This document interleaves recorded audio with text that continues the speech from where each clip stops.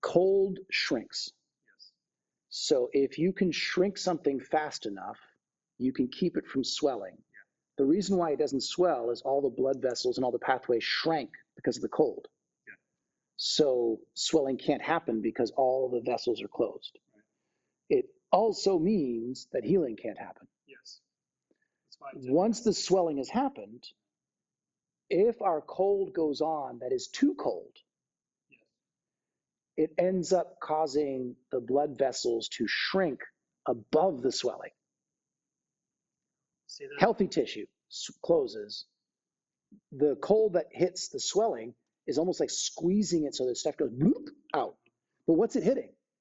So what people are missing is good entry exit. Yes. And so let's say it was an ankle, okay? Or a wrist, but we'll take for an ankle for the moment because ankles suck. Yes. Right? So they twisted that. And what happens is with cold plasters or herbs is the cold goes into the what's already swollen. We're going to assume they came to you already swollen. But the problem is the cold causes the healthy vessels above it to also shrink. Because there's cold in the region, and so whatever's the medicine's cold. Yeah, the medicine's cold, right? And oftentimes the internals are also draining and lessening.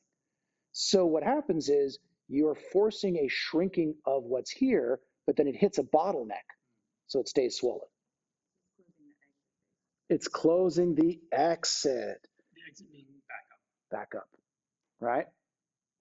So that's number one. So there's nowhere for the fluid to leave up to.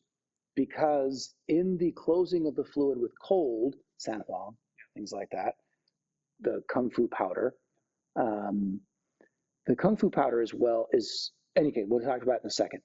So where we need to pay attention to is we need to be aware of entry exit, but particularly at the swelling stage, the exit.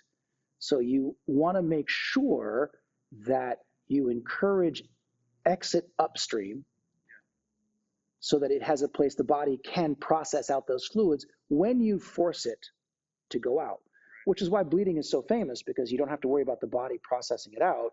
You're getting rid of the swelling. I mean, that's how my Chinese medicine career started, is my broken bones, right? So number one, we have to do that. Number two, that's when taking that pulse makes a difference, and we look at our person. If our person is deficient to begin with, then they don't have much entry exit of qi and blood to begin with.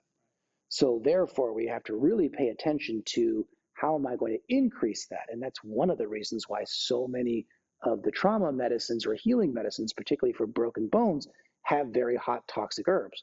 So you've got everything from the foods thing, the Wu-To, all the way out. So Chuang Wu-To, right?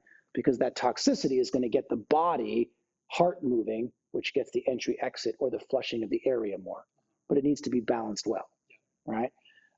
So people tend to overdo cold, not realizing that it may be effective, maybe ineffective for above, effective at the area. Then they don't factor in the patient's pulse, like what's their job. So my body, even though I am tired at 55, is going to get rid of swelling pretty quickly if I do anything, right? Because I'm active. So I put on a cold, something like that. And, it works great if you're a martial artist or a farmer and you're active and you've got muscle structure. Those things that are currently being marketed out there are built around that particular patient base. Yes, makes sense. But it's less effective for a patient base like we saw the patient who's from your hometown, right? And that person, there's no movement at all except for emotional movement. Totally. And therefore, that's not going to work. If anything, it may actually make things worse.